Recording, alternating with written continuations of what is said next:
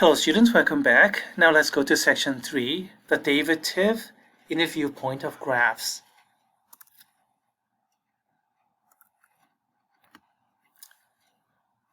Let's find the derivatives from graphs. Remember, the derivative is the slope of tangent line.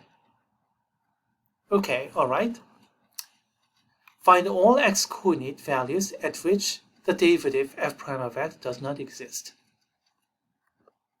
Can you find 3 such x values? X equal to -4 because of the discontinuity, x equal to 0 because of the discontinuity, and then what's the third? X equal to 3, the cusp. Otherwise, all okay.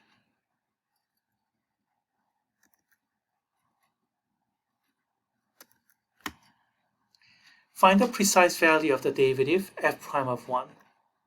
Alright, f prime of 1, where is it? Right here when x equals 1.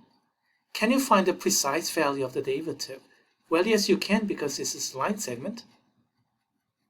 So we can find out the slope. What is the slope of this line? It is -4/3, isn't it? Rise over run. Do you see that?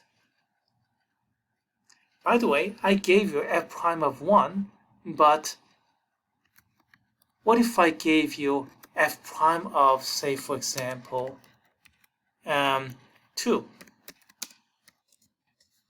Or f prime of 0.4? Or, well, there are many more. It turns out they're all the same because we are looking at a line segment. This, and so on. F prime of 2, right here. F prime of 0.4, about here. Anything here.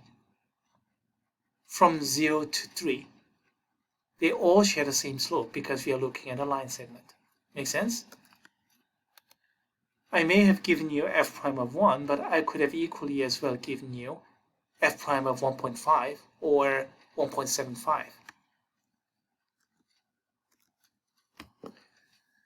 Okay, now let's go to the left-hand side.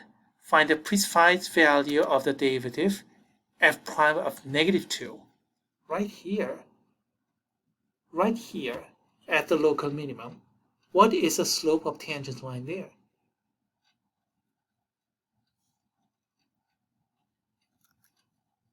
It's 0. As you can see, this is local minimum, so tangent line is horizontal.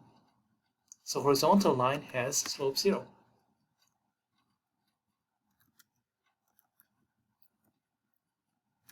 Finally, estimate the derivative value at x equal to 4 right here. The problem said estimate, so you cannot get the precise value, and yeah, this is curved.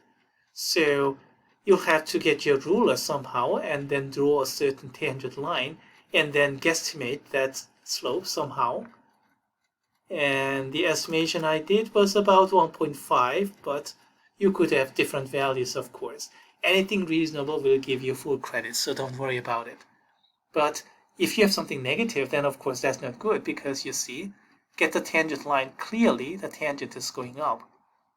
So if you get 0 or negative, then of course that won't make any sense, but anything reasonable will give you full credit. And then of course I could have given you any other estimation as well. So for example, f prime of -1 around here. Again, I'm going to get something positive. F prime of -3 here, that's going to be something negative. F prime of -4 right here, that's undefined because we have discontinuity, and so on and so forth. That was easy. Alright, now let's go to a little bit harder problems. Find out these limits, and please recognize that these limits are actually the derivatives. The limit of average rate of change. Do you see that? The limit of Newton quotient. The limit of average rate of change. The limit of Newton quotient. So all these are, as a matter of fact, derivatives. Okay, derivative evaluated at x is going to where? X is going to 2.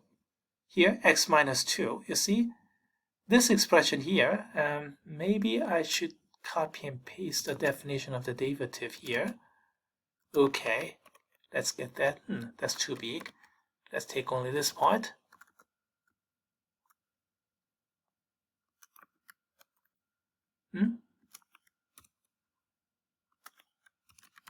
Okay, alright. Somehow I wasn't able to copy and paste correctly. So compare that with this. Compare problem A with the first expression. F prime of A is limit B is approaching A, this expression. So this whole thing is actually F prime of 2. See that? You have to get A value. And F prime of 2, well, what's the slope at 2? That's negative 4/3, isn't it? Is that clear? It is negative 4/3. Equivalently speaking, I could have written like this using Newton quotient. Now, how about the next problem here?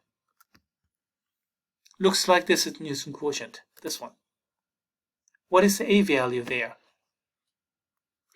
Can you see that this is F prime of negative 2? And that is, well, we discussed it before, that's 0 right here. Indeed, like that. Getting warmer? Okay, all right. How about this? Limit. So it's this limit. So we're looking at x equal to 3 right here.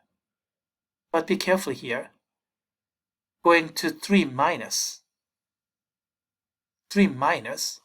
So x is going to 3, but minus. Minus is left-hand side, isn't it? So we are looking for the left-hand side slope at x equal to 3. Make sense? Left-hand side slope. We are looking at the slope of this part, the left-hand side part. What's this slope? It's a line segment. Again, negative 4/3. Does it make sense? Why minus? Why left-hand side? Because this is 3 minus. That's why. Let's get out of the drawing mode. Here's the answer key. You could have written in this Newton format as well. In that case, we have 0 minus. Here, average rate of change form, 3 minus. They're the same thing. In any case, it's the left-hand side slope.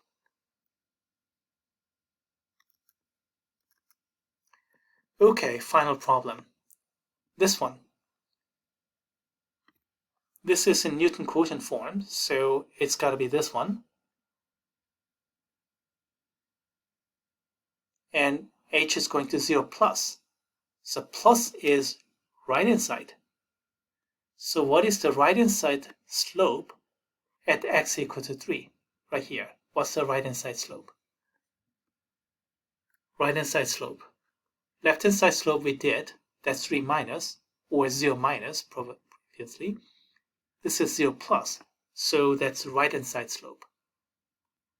So we are looking at, look at the curve. What's the tangent to the right-hand side? That's horizontal. So what is the slope of a horizontal line? That's going to be 0. Make sense? Previously, we had the left-hand side slope, so it was the slope of this part, this line segment. Now, the right-hand side slope, so slope of this green line segment, that's 0. This one is negative 4/3. And this one is 0.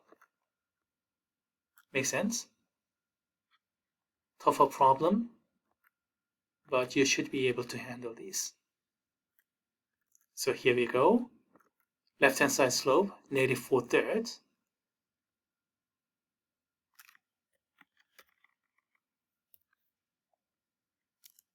And finally, the right-hand side slope, that's 0.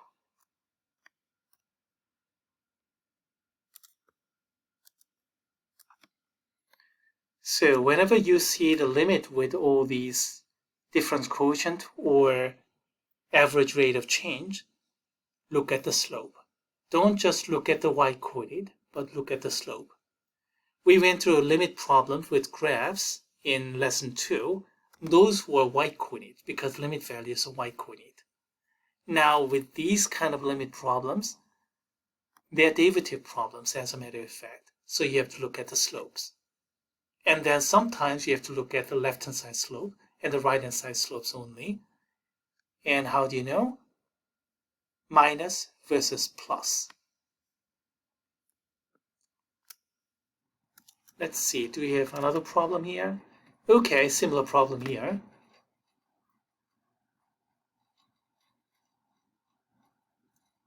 We have limits at points, so we have, okay, all these y-coordinate problems, which belong to lesson 2. And then limits at infinities, these kind of things, which belong to lesson 2 as well. And slopes, yeah, these problems. Well, slope at which point? Here, x equals to 2, is that clear? 2 plus h, f of 2. So right here, slope right here. That's easy, isn't it? Next one, slope at 1, but 0 minus, left-hand side. So slope at x equals to 1, left-hand side. Here, slope at 3, but 0 minus, left-hand side. X equals to 3, okay, left-hand side, line segment. And slope at 3, right-hand side, 0 plus. Again, something similar as a matter of fact. And then to this part, I didn't write anything. Okay, all right. So there goes another problem, but details are left to the students. Answers are provided, but the details are left to the students. Okay, so much for section 3.